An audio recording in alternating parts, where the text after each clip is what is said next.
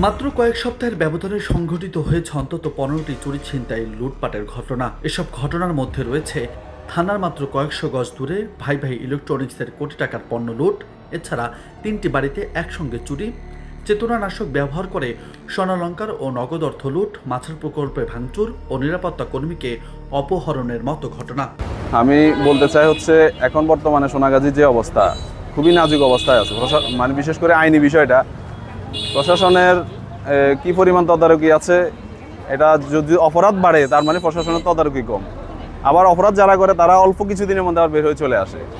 এই প্রশ্নগুলো সবসময় থেকে যায়, কেন অপরাধী অপরাধ করার পরে আবার কিভাবে বের হয়। কিছুদিন আগে একটা ছেলে ইয়াবা সহ ধরা পড়ছে, 1 মাস বা 1.5 মাস ও সাজা হয়েছে, এরপর আবারও সে লোকালয়ে চলে আসছে।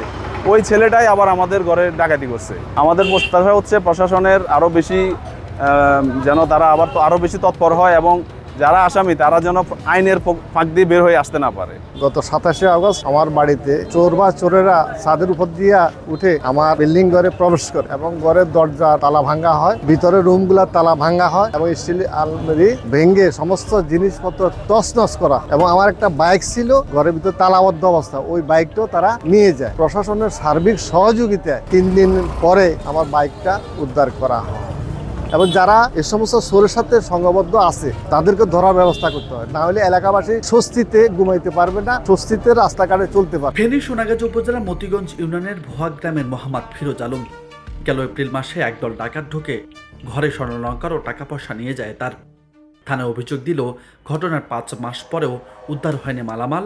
আরেক ভুক্তভোগী আব্দুল্লাল মামুনও একই সংকটে। শুধু মামুন ও ফিরোজ নয়, পুরো ফেনী জেলায় শতাধিক ভুক্তভোগী আছে এমন ঘটনার। ডাকাতি হয়েছে আজকে 5 মাস হয়েছে, এপ্রিল 6 তারিখে বাড়ি ডাকাতি হয়েছে। থানাকে ইনফর্ম করা হয়েছে, থানাতে দরখাস্ত দেওয়া হয়েছে, দরখাস্ত রাখছে কিন্তু দরখাস্ত এন্ট্রি করে নাই। আমি বারবার গেছি, আমাকে বলছেন কি আপনি অপেক্ষা করেন, আমরা কাজ করতেছি, সিরিয়াসলি কাজ করতেছি। ওসি সাহেব সহ এসপি সাহেবরা একদিন আসি বললেন কি আমরা সিরিয়াসলি কাজ করতেছি, আপনি দুশ্চিন্তামুক্ত থাকবেন। কিন্তু কাজের কাজ কিছুই হয়নি আজ পর্যন্ত। আমার এটার পাশাপাশি এখানে যে ডাকাতি হয়েছে তা না, মতিগঞ্জ বাজারের উত্তর সাইডে সেখানেও 2টা বাড়িতে ডাকাতি হয়েছে আমার এই ঘটনার পরে। তা এখনকার তো লোক যদি নাকি আমাদের এগুলো প্রশাসন থেকে স্ট্রংলি করতেও, তাহলে এই আমরা নিরাপত্তায় আর ভিতরে থাকি না। এখন আমরা পুরোপুরি নিরাপত্তাহীনতায়।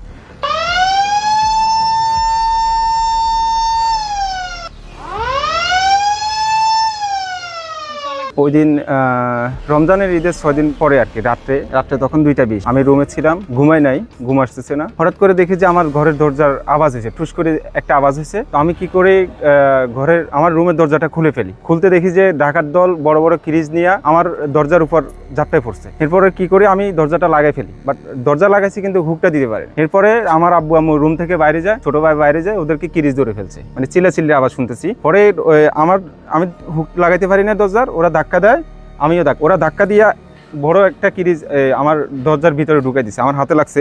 এরপরে পরের দিন আমি সকালবেলা অভিযোগ থানায় যাওয়ার পরে আপনার মামলা করতে চাইলে অভিযোগ আকারে নেই আর কি, যেহেতু আমি কাউকে চিনতে পারি না, সবাই মুখোশ করা ছিল। কিন্তু অভিযোগ আকারে নেওয়ার পরে ওরা থানা থেকে তদন্তে আসছে, বাট এগুলা দেখে গেছে আমার বাড়িতে কি ক্ষয়ক্ষতি হয়েছে, কিভাবে দরজা ভাঙছে। এদিকে অভিযোগ আছে থানায় চলছে সালিশ বাণিজ্য। ওসি বাইজিদ আকন্দ সহ একাধিক পুলিশ সদস্যের বিরুদ্ধে উঠেছে নানান অভিযোগ। থানায় মামলা করতে গেলেও গড়িমসি করেন কর্মকর্তারা। এলাকাতে চুরি ডাকাতি বাড়ি গেছে, যে চোরগুলো যেমন ধরা হয়, এলাকায় চোরের জ্বালা একটা অশান্তিতে আছি। প্রশাসনের প্রতি একটা দৃষ্টি আকর্ষণ করি এটাই। আমরা কিছু চোরের কারণে, আমরা কিছু সাদাবাজি লোকের কারণে আমরা এলাকাতে অস্থির আছি, আমরা শান্তিতে থাকতে পারছি না। আমাদেরকে ঠেরের দেওয়া হয়, রাস্তাঘাটে চলাফেরা হইলেও আমরা এটার বিচার চাই প্রশাসনের কাছে। এ বিষয়ে কথা বলতে রাজি হননি সোনাগাজী থানার ওসি বাইজিদ। তবে কোনো অভিযোগ থাকলে যথাযথ ব্যবস্থা নেওয়ার কথা জানিয়েছেন জেলা পুলিশ সুপার। সোনাগাজী একটি লেখা মনে করি আমরা এখানে চুরি ছিনতাই বিভিন্ন ধরনের কথা আছে।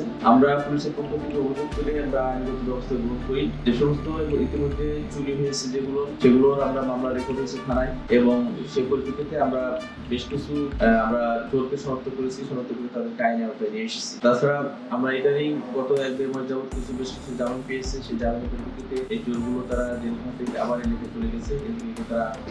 তারা অপরাধ ঘটানোর চেষ্টা করব। তারা আমাদের নজরে আছে এবং তাদের বিরুদ্ধে আমরা বড় অপরাধ কোনো কিছু পেলে তাদের বিরুদ্ধে আমরা আইনগত ব্যবস্থা করব। তথ্য অনুযায়ী চলতি বছরের জানুয়ারি থেকে আগস্ট পর্যন্ত সোনাগাজী থানায় মোট 144টি মামলা রেকর্ড হয়েছে, যার মধ্যে চুরি মামলা 14টি, বাকিগুলো অন্যান্য মামলা আছে বলেও জানানো হয়েছে।